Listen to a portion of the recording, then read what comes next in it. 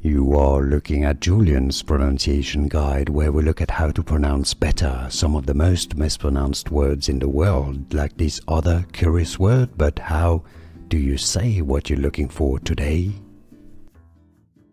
Let's learn once and for all how to pronounce this word in English.